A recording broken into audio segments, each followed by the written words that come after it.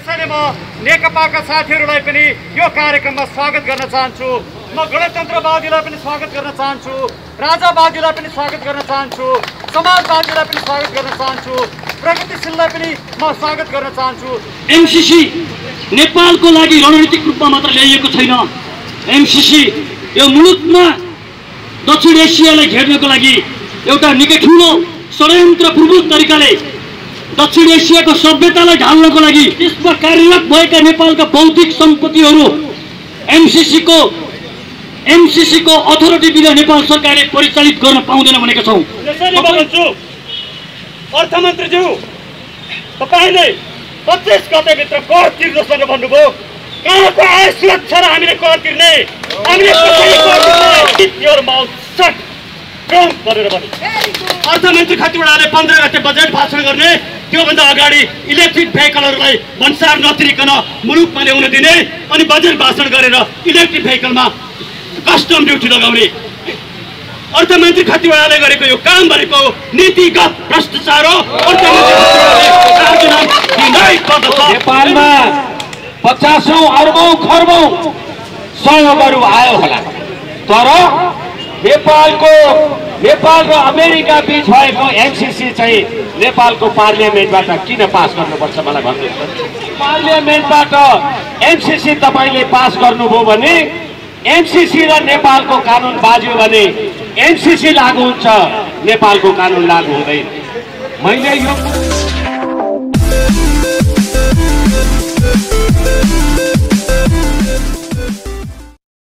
नमस्ते। यो माइती मण्डलामा आज चाहिँ एमसीसी को विरुद्धमा चाहिँ यहाँ जुलुस प्रदर्शन भइरहेको छ।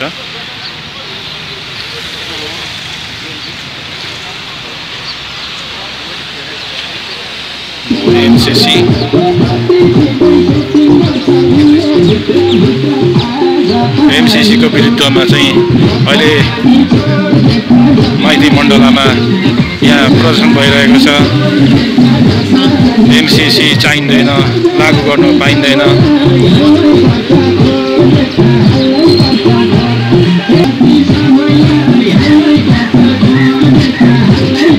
सामाजिक दूरी बनाएर चाहिँ यहाँ प्रदर्शन भइरहेको छ।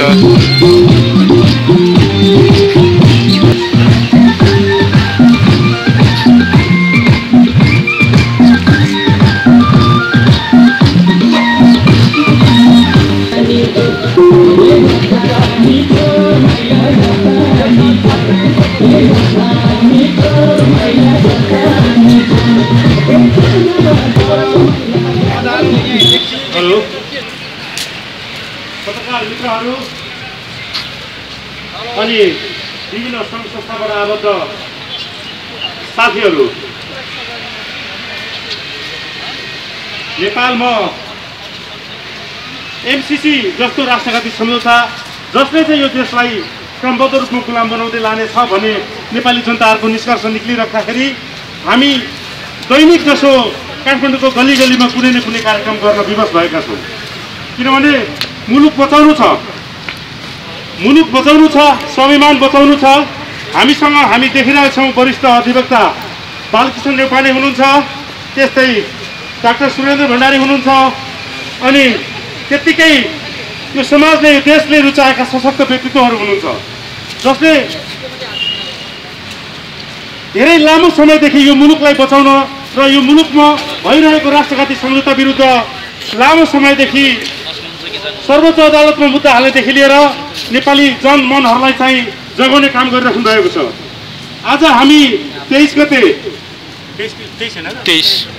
गते माइतीघर मण्डलामा यो शुक्रबार पनि सरकारले चाल्न आँटेको वा पारित गर्न लागेको राष्ट्रघाती सम्झौता मिलेनियम च्यालेन्ज कर्पोरेसनको विरोध गर्न र सरकारलाई खबरदारी गर्न तपाईहरु माझ आइपुगेका छौं।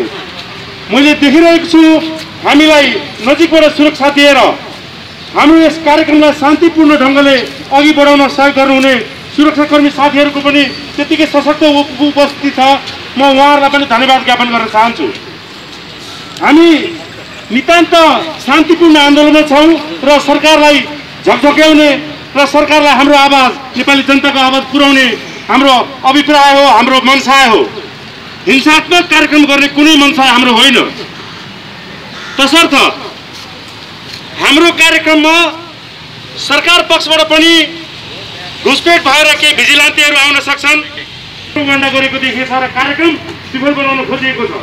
तसर्थ हामी जे जति छौँ टोलमा गएर चाहिँ आफ्नो विरोधका आवाजहरू बुलन्द आवाजहरू सरकारमा पुर्याउने कोसिस गर्दैछौँ।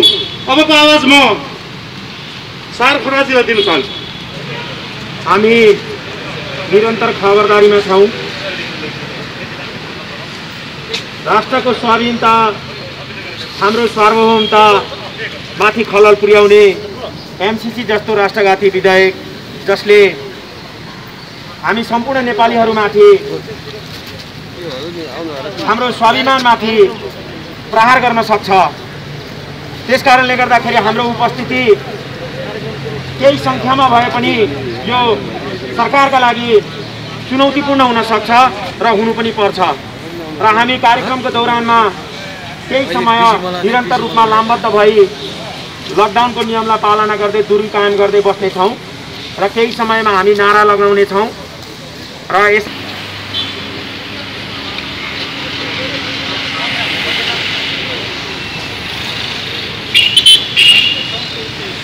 मुलुकको लागि एउटै पवित्र अभियानमा उभिरहेको छ। आज देश निकै चरम सङ्कटबाट गुज्रिरहेको छ।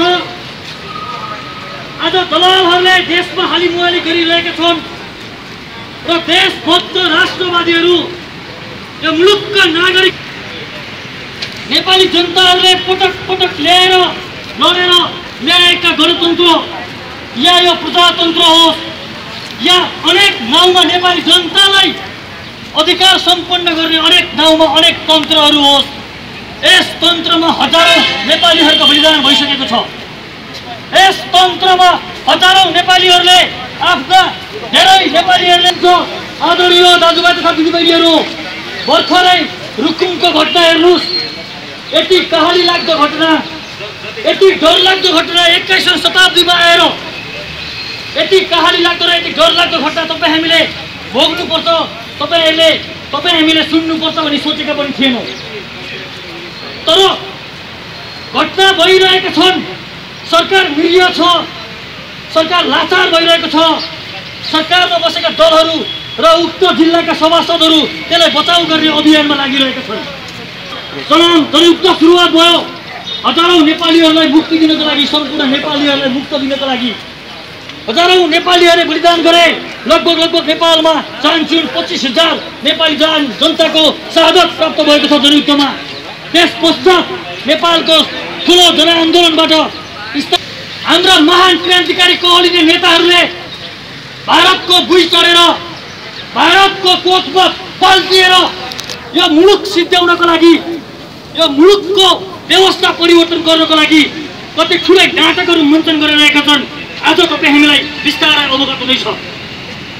आज दिल्ली दरबारका केही टट्टुहरू बिना जानकारी सिंहदरबार र बालुवाटारमा रात्रि भोज गरिरहेका छन् र यो व्यवस्था साटिएको विरुद्धमा तपाईँ हाम्रो मुलुकलाई अहिले लेनदेन गर्ने सहमति गरिँदैछ। आज तपाईँ हामी सामान्य नागरिकहरू यो देशलाई मुलुकलाई बचाउनुपर्छ भनेर हामी सडकमा उत्रिरहेका छौँ। तर यही व्यवस्था प्राप्त गर्नका लागि लडिएका हजारौं योद्धाहरू आज सरकारका दलाल टट्टुहरू यो देशलाई तपाईँको चाहिँ माया गर्छु भन्छन्, तर यिनीहरू सडकमा उत्रिने तयार भएका छैनन्। यी सरकारधारी सत्ताधारीका या प्रतिपक्षका कार्यकर्ताहरूलाई आफ्नो दल र आफ्नो वर्गभन्दा माथि उठ्ने कुनै साहस देखिएको छैन। हेर्नुहोस्, म भन्न चाहन्छु, यो मुलुक रहेन भने तपाईँ हामीले कसको राजनीति गर्ने, के को लागि राजनीति गर्ने र कहाँ राजनीति गर्ने? त्यस कारणले गर्दा आज सबैभन्दा एउटा प्रमुख भोइस आज अहिले एउटा मुख्य भोइस भनेको यो मुलुक बचाउने अभियान हो। हेर्नुहोस्, अमेरिकाले आइपीएस को अन्तर्गतमा स्ट्र्याटेजी, एमसीसी लाई आइपीएस को स्ट्र्याटेजी भनेर प्रश्न भनिसकेको छ। हामी सबैले बुझिसकेका छौँ, एमसीसी नेपालको लागि रणनीतिक रूपमा मात्र ल्याइएको छैन। एमसीसी यो मुलुकमा दक्षिण एसियालाई घेर्नको लागि एउटा निकै ठुलो षड्यन्त्रपूर्वक तरिकाले दक्षिण एसियाको सभ्यतालाई ढाल्नको लागि, दक्षिण एसियाको समग्र तपाईँको चाहिँ इतिहास ब्रेक गर्नको लागि र पूर्वी एसिया र मध्य एसियाबाट जसरी विश्वले आर्थिक अवस्थाबाट आफूलाई माथि उचाल्न खोजिरहेको छ, अमेरिकन साम्राज्यवादको दिव्य दृष्टि कहाँ छ भन्ने कुरा हामीलाई अवगत नै छ।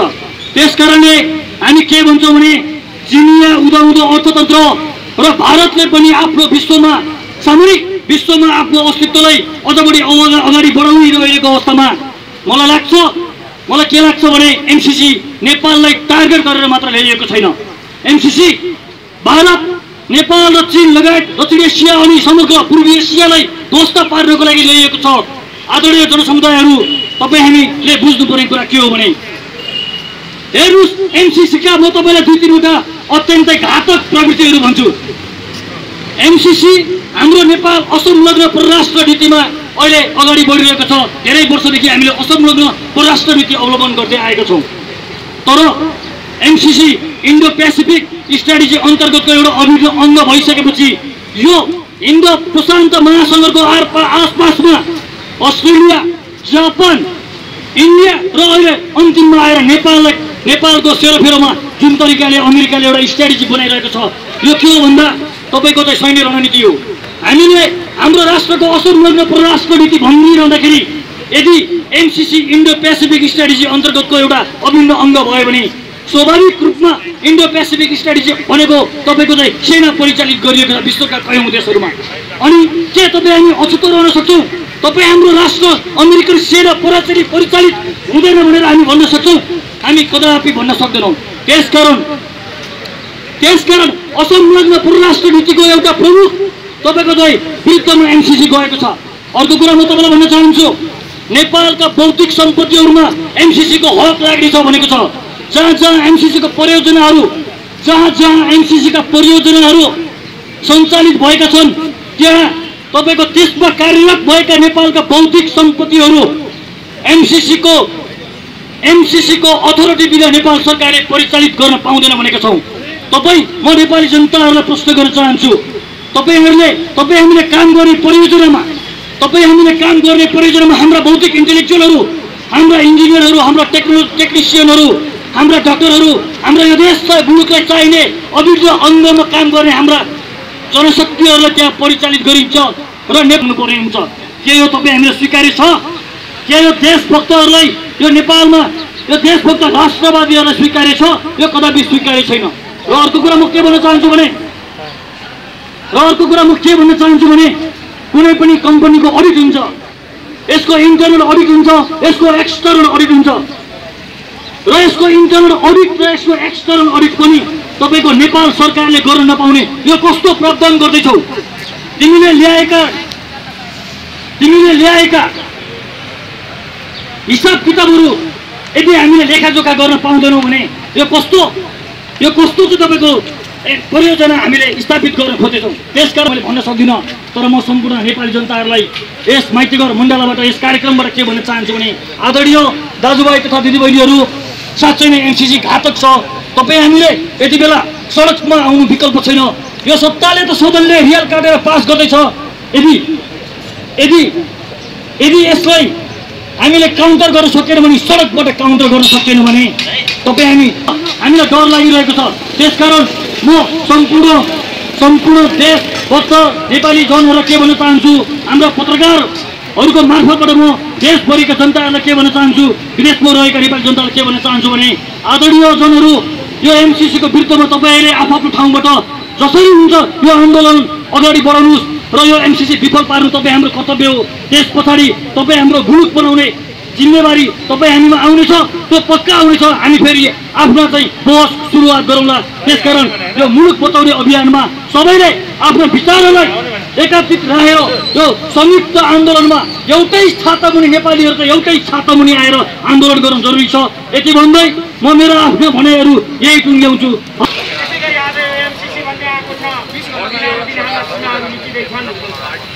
हाम्रा समस्याहरू सगरमाथाको पहाड जस्तो चित्रो लागेर बसेका छन्, तर सरकार अर्कैतिर ध्यान दिइराखेको छ। आज कोरोनाको नाममा 10 अर्ब रुपियाँ पैसा खर्च गरियो भनिएको छ। 10 अर्ब रुपियाँ खर्च गरिएको नागरिकलाई सरकारले जवाफ दिन सकेको छैन। करिबन जिल्लामा दण्ड लगाउँछु, यो यस्तो किसिमको शासन गर्ने शैलीले जनताहरू आर्थिक भइसकेको अवस्थामा छन्। यावत समस्याहरूलाई हामीले दिनका दिन हाम्रा आँखा अगाडि नदेखेका थप यस विषयमा उजागर गरिदिनुका लागि गरेको हो। सम्पूर्ण मिडियाका मित्रहरू, जस्तै एउटा विकट परिस्थितिमा पनि, कोरोनाको विकट परिस्थितिमा पनि तपाईँहरू जसरी यो कार्यक्रममा सहभागी हुनुभएको छ, म सम्पूर्ण सहभागी मित्रहरूलाई धेरै धेरै धन्यवाद दिन चाहन्छु। मैले यहाँ देखिराखेको छु वरिष्ठ अधिवक्ता विष्णु भट्टराई पनि हुनुहुन्छ, सामाजिक अभियन्ता कुण्डे गौतमजी पनि हुनुहुन्छ। यहाँ विभिन्न व्यक्तिहरूलाई म देखिराखेको छु। वरिष्ठ अधिवक्ता बालकृष्ण देउपाने हुनुहुन्छ, सृजना वाग्ले जस्ता सामाजिक अभियन्ता हुनुहुन्छ। यसले के कुरा पुष्टि गर्दछ भने एमसिसी सिङ्गो नेपालीहरूको विषयवस्तु बनेको छ, यो राष्ट्रको हितमा छैन। त्यसैले प्रत्येक नेपाली नागरिक आज दलभन्दा माथि उठेर, विचारभन्दा माथि उठेर, आस्थाभन्दा माथि उठेर कुनै तन्त्र र वादभित्र नबसिकन सिङ्गो नेपाललाई माया गरेर नेपालवादलाई आत्मसात गरेर एक ठाउँमा उभिने वातावरण बनेको छ। त्यसैले म नेकपाका साथीहरूलाई पनि यो कार्यक्रममा स्वागत गर्न चाहन्छु। म गणतन्त्रवादीलाई पनि स्वागत गर्न चाहन्छु, राजावादीलाई पनि स्वागत गर्न चाहन्छु, समाजवादीलाई पनि स्वागत गर्न चाहन्छु, प्रगतिशीललाई पनि म स्वागत गर्न चाहन्छु। तर यहाँ वाद र वादीभन्दा दलभन्दा माथि उठेर नेपाली नागरिक भएर यो कार्यक्रममा हामी सहभागी भयौँ र एमसिसी राष्ट्रघाती छ, नेपालको सार्वभौम सत्ताको विपरीत छ भन्ने कुरामा आज सम्पूर्ण नेपाली नागरिकहरू एक ठाउँमा उभिसकेको अवस्थामा सत्तामा बसेका केही नेताहरू, सत्तामा बसेका केही दलहरू प्रतिपक्षसहित एमसिसीलाई जसरी पास गराउन लागिरहनु भएको छ, हाम्रो त्यो कारणले हामीले विरोध गरेका हौँ। हामीले स्पष्ट रूपमा भनेका छौँ, एमसिसीका राम्रा पक्ष छन् भने हामी स्वीकार्न तयार छौँ, तर एमसिसीका नराम्रा पक्षलाई तपाईँ सत्तामा बस्नेहरूले स्वीकार्न तयार हुनुपर्दछ। एमसिसी कति नेपालको लागि फाइदाजनक छ, ढुङ्गेल जस्ता व्यक्ति हुन सक्छन्, या पूर्व प्रधान न्यायाधीश सुशीला कार्की हुन सक्छन्, या रवि लामिछाने हुन सक्छन्। यस्ता स्वतन्त्र व्यक्तिहरूलाई राखेर हामीले निष्पक्ष रूपमा एमसिसीको बारेमा छानबिन गरौँ। त्यो स्वतन्त्र आयोगले एमसिसी नेपालको हितमा छ, यसलाई संसदले पास गर्नुपर्छ भन्दछ भने त्यो बेला हामी तपाईँहरूको कुरा स्वीकार गरौँला। यदि त्यो स्वतन्त्र आयोगले जसरी श्रीलङ्कामा एउटा स्वतन्त्र आयोग बनायो र त्यसले भन्यो श्रीलङ्काको एमसिसी श्रीलङ्काको हितमा छैन, त्यसैले श्रीलङ्काको संसदले पास गर्नु हुँदैन भनेपछि श्रीलङ्काको संसदले पास गरेन।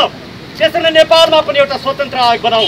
हामीले भनिरहेको कुरा के हो भने एमसिसीको नाममा नयाँ उपनिवेशवाद मुलुकभित्र भित्राउने काम नगर्नुहोस्, एमसिसीको नाममा साम्राज्यवाद मुलुकभित्र भित्राउने काम नगर्नुहोस्, एमसिसीको नाममा मुलुकको सार्वभौम सत्ता, स्वाधीनता र अखण्डतालाई धरौटीमा राख्ने काम नगर्नुहोस्। त्यसैले आजको यो कार्यक्रममा हामी सम्पूर्ण नेपाली नागरिकहरूलाई के भन्न चाहन्छौँ भने अब घरमा सुत्ने बेला गइसकेको छ।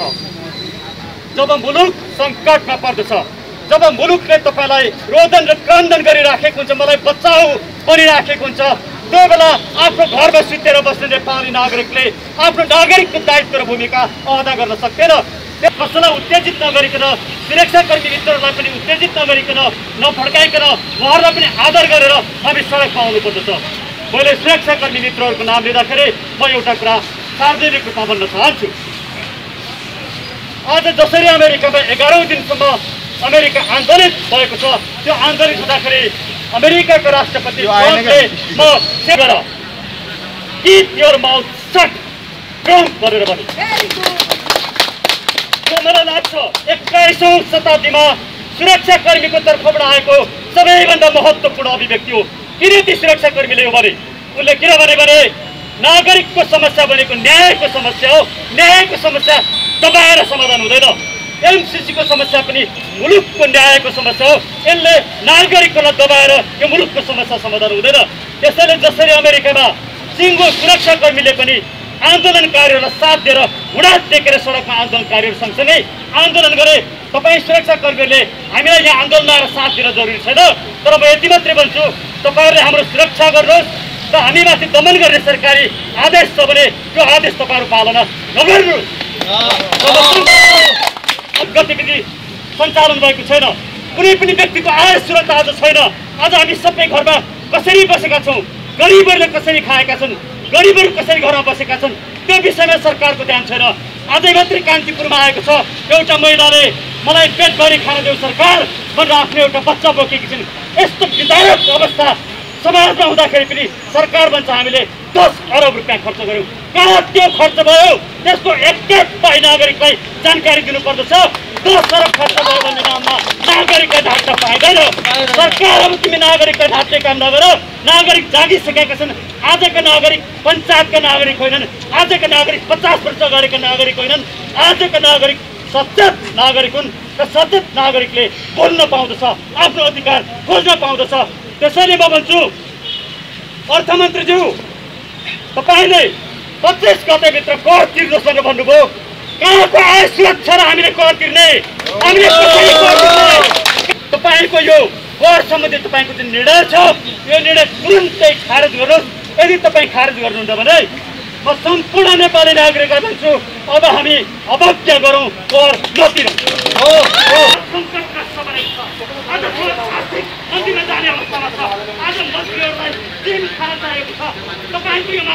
बजेट भाषण गर्न जानुभन्दा अगाडि तपाईँहरू जस्तै केही पत्रकारले सोधे कुन कुन विषयमा कर बढाउँदै हुनुहुन्छ, कुन कुन विषयमा घटाउँदै हुनुहुन्छ। अर्थमन्त्रीले भने म फलानु विषयमा कर घटाउँदैछु। विषयलाई लिएर ब्रिटेनका अर्थमन्त्रीले 1947 मा राजीनामा दिनुपर्नेको थियो। उनको नाम ह्युज डाल्टन। अर्थमन्त्री खतिवडाको बारेमा म सम्पूर्ण नेपाली नागरिकलाई भन्न चाहन्छु, अर्थमन्त्री खतिवडाले 15 गते बजेट भाषण गर्ने, त्योभन्दा अगाडि इलेक्ट्रिक भेहिकलहरूलाई भन्सार नतिरिकन मुलुकमा ल्याउन दिने अनि बजेट भाषण गरेर इलेक्ट्रिक भेहिकलमा कस्टम ड्युटी लगाउने। अर्थमन्त्री खतिवडाले गरेको यो काम भनेको नीतिगत भ्रष्टाचार हो। अर्थमन्त्री खतिवडाले राजीनामा दिनै पर्दछ। यदि यो राजीनामा दिन प्रधानमन्त्रीज्यू म तपाईँलाई अनुरोध गर्दछु, तपाईँ यो मुलुकको प्रधानमन्त्री हो, तपाईँलाई मुलुकका नागरिकको माया छ, तपाईँलाई वास्तवमा कुनै स्वार्थ छैन। तपाईँ स्वार्थभन्दा माथि उठ्न सक्नुपर्दछ र नेपाललाई यो सङ्कटबाट मुक्त गर्न सक्नुपर्दछ।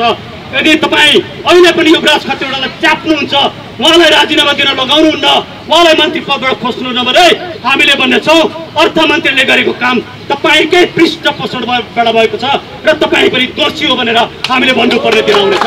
समाचार सम्प्रेषण गरिदिनु भएकोमा म सम्पूर्ण मिडियाका साथीहरूलाई, पत्रकार मित्रहरूलाई साथीभाइहरू,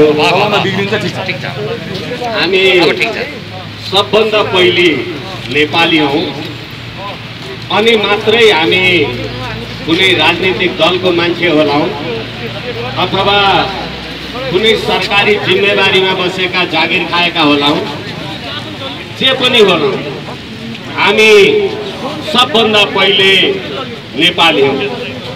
यो कुरालाई निवेदन गर्दै यो वर्तमान परिप्रेक्ष्यमा मैले पनि एउटा सानो कविता लेखेको छु, यहाँहरू समक्ष वाचन गर्ने अनुमति चाहौँ। त्यसदेखि पछाडि केही दुईटा कविताको शीर्षक छ के राष्ट्र हार्दैछु म। हाम्रा वीर सपूत पूर्वज सबले आर्जेको नेपाल यो, हाम्रो पूर्वज प्राण धरती यो विश्व भूगोल यो। काला पानी लडे, लिम्बू पनि लडे, लिम्पिया टेस्टा लडे, किल्ला काङ्गडा पनि लडे, भूस्वर्ग आफ्नो लडे। तिनै पूर्वजका अदम्य बलमा हामी नेपाली भयौँ, जसले राष्ट्र नेपाल गौरव दिए स्वाधीन विरोचित भयौँ। यो विश्व ब्रह्माण्डमा कति कति हाम्रा विजयी कथा, हाम्रो देश भूगोलमाथि विचार दिँदैछ हामीलाई पीडा। कस्तो दिक्क विरक्त लाग्छ मनमा, कस्तो छिमेकीपन, हाम्रै सन्तति युद्ध लड्दछन् तिमी भनी तिम्रो मिचाहपन। हाम्रो देश सुन्दर सफा हाम्रै हिमाली जल, पार्छन् तिम्रा तराई फाट सजै सदा सधैँ उर्वर। मलाई लाग्छ तमाम यो देशका नेपालीले, मलाई अझै पनि लाग्छ हाम्रा छिमेकी मित्रहरूले, अमेरिका लगायतले यो हाम्रो छातीमा टाँसेको नक्सा हेरेका होला। म जिम्मेवारीका साथ यो देशको वरिष्ठ अधिवक्ता भएको कारणले तपाईहरू समक्ष भन्न सक्दछु। 1816 को सुगौली सन्धिको दफा 5 तमाम नेपाली दाजुभाइ दिदीबहिनीहरू जो जुनसुकै क्षेत्रमा रहनुहोस् त्यसलाई हेर्नुहोस्। त्यसको दफा 5 मा नेपालका राजा महाकाली बारीको भूभाग परित्याग गर्दछन् भनेर उल्लेख गरेको छ। अहिले महाकाली सन्धि 2062 सालमा गरेर महाकाली नदी आधा आधा हो, महाकाली नदी साझा हो, पानी आधा आधा हो भन्ने राष्ट्रघातीहरू अहिले सिंहदरबारमा छन् कि सडकमा छन् नेपाली जनताले बुझ्नु। सुगौली सन्धि हालाकि नेपालीहरूले हामीले तत्कालको 2 लाख वर्ग किलोमिटर भन्दा बढी भूमि सुगौली सन्धिबाट गुमाएका छौँ। यसको मतलब हामी सुगौली सन्धिको सम्मान गर्छौँ भनेको होइन। तर तपाईले महाकाली सन्धि गरेर 1816 को महाकाली सन्धिले महाकाली नदी पारीको भूभाग जलभाग होइन भूभाग नेपालका राजाले परित्याग गर्छन् भनेपछि महाकाली नदी आधा आधा हो, पानी साझा हो, महाकाली नदी साझा हो, पानी आधा हो भन्ने कुलंगारहरूले चलाएको राष्ट्र के राष्ट्र? साथीहरू हुनुहोला, मलाई तपाईहरूको राजनीतिक आस्थासँग घृणा छैन, म सम्मान गरौँला।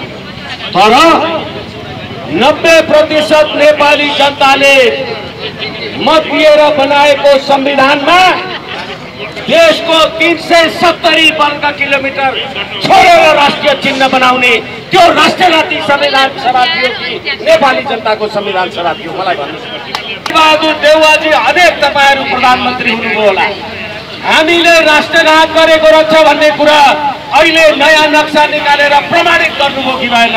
मलाई भन्नुहोस्। तपाई हाम्रा पूर्वजले लडेर आर्जेको वीरभूमि नेपाल आज नेपालको जनमानस विवादित छ। आदरणीय साथीहरू, म तपाईहरूलाई स्मरणको लागि निवेदन गरौँ। सुरक्षाकर्मी साथीहरू तपाईहरू पनि नेपाल प्रहरी होला, नेपालको अदालत होला, नेपालको सेना होला। तर दिल्लीमा 12 बुँदे समझदारी गर्दाखेरि अमेरिकी राजदूत जेम्स एफ मोरियार्टी त्यो 12 बुँदे सम्झौतामा थिए। आज तपाईले एमसीसी सम्झौता गरेर नेपालको संसदबाट त्यसलाई किन पारित गर्नु पर्यो? मलाई कसैले जवाफ दियोस्। यो यसको 5 को उपधारा 5 हालाकि यो कम्प्लेक्स अंग्रेजीमा लेखिएको छ।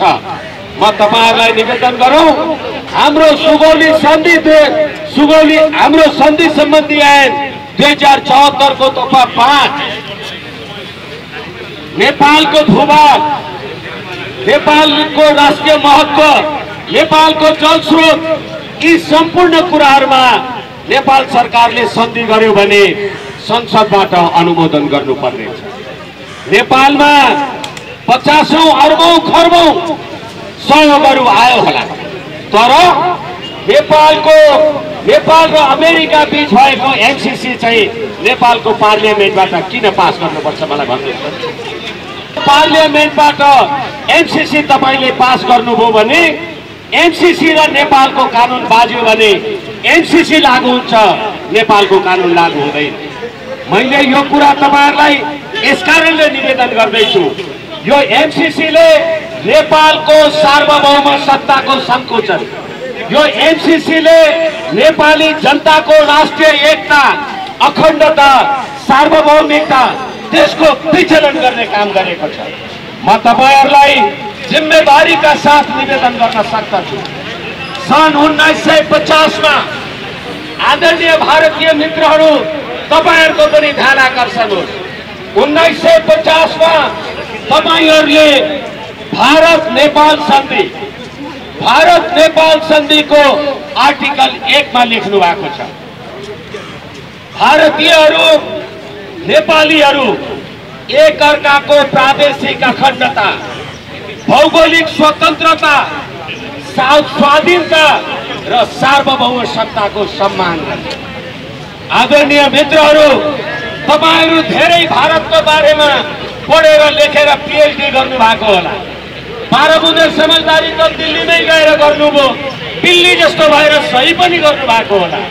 यहाँ भनिएको छ अहिले लिपुलेख, लिपियाधुरा र कालापानी सुस्ता लगायतका गतिविधिहरूमा तपाईले सन् 1950 को सन्धिको दफा 1 मा नेपालको सम्प्रभुताको सम्मान गर्नुभयो।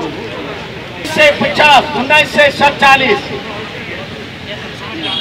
18 जुलाई को बेलायती संसदले अबदेखि भारत स्वतन्त्र हुन्छ, ईस्ट इंडिया कंपनी फिर्ता हुन्छ भनेर बेलायती संसदले कानून पास गरेपछि, संसदले कानून पास गरिसकेपछि बल्ल 1947 को 15 अगस्तमा तपाईं स्वतन्त्र हुनुभयो भने हामी विक्रम सम्वत 1825 मै पृथ्वीनारायण तिमीहरू दाजु होइन, सम्प्रभुताले हामी दायी, हाम्रो सम्प्रभुतालाई मन्जुर गरेर सैछाप गरेको कुरा हो।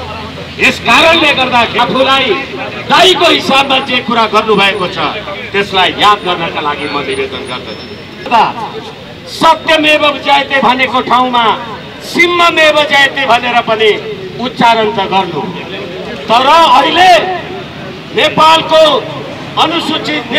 संविधानको अनुसूचित 3 संसदमा संशोधन गर्ने प्रस्ताव गर्दा भारतीयहरूले आफ्नो निशाना छापमा बाघ राखेर सिंहमेव जयते भन्नुभयो भने तपाईले बनाएको संविधानमा नेपालको राष्ट्रिय जानवर गाई किन राख्नु भएन मलाई भन्नुहोस् त। 5 को आर्टिकल 5 को 5 तपाईहरु हेर्नुहोस्, यसको कुनै दफा संशोधन गर्नु पर्यो भने नेपालले झलनाथ खनालजीको कमिटीले, भीमरावजीको कमिटीले त संशोधन गरेर पास गर्ने भनेको छ नि, तर यो एमसीसी को आर्टिकल 5 को सब आर्टिकल 5 पढ्नुस् तपाईहरु। त्यसले नेपालले एकतर्फी रूपबाट यो सन्धिको संशोधन गर्न सक्दैन।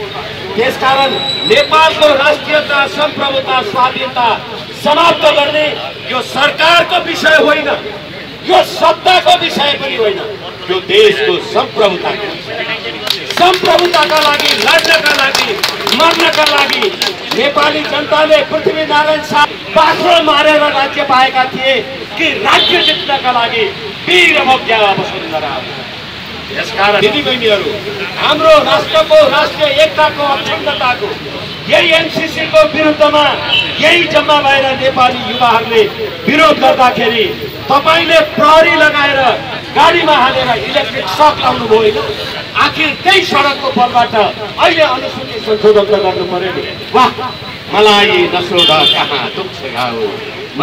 वीर गोर्खाली ब्रिटिस गोर्खा भारतीय गोर्खामा फौजमा भर्ना भएर इन्डिया मेरो सम्प्रभुता रक्षा गर्नलाई मेरो भाइ काश्मीरमा युद्ध लडेर मर्दैछ, मेरो देशमा संविधान आउँदा मेरी बहिनी सुत्केरी हुँदा अस्पताल जाने पेट्रोल र डिजेल नपठाउने मेरो भाइ तेरो सम्प्रभुताको रक्षा गर्छ, मेरै राष्ट्रको अपहरण गर्ने वाह इन्डियाका पक्षधर प्रजातन्त्रवादी लाज छैन। लाएर माया बुद्धु रित्तिदैन, माया गरिदिनु हो, धन्यवाद। देशलाई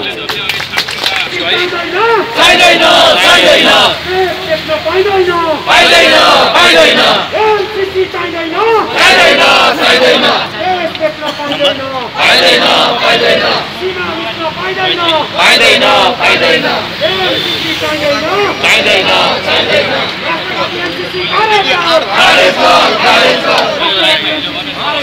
खारेज गर चाहिँदैन।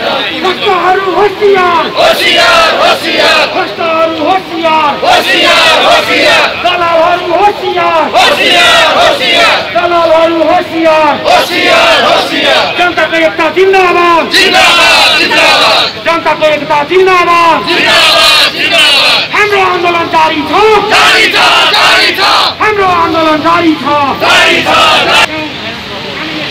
धन्यवाद हजुरहरूले दिनको खोटाङ मिडिया हवस् त म बिदा लिनेछु धन्यवाद सेवा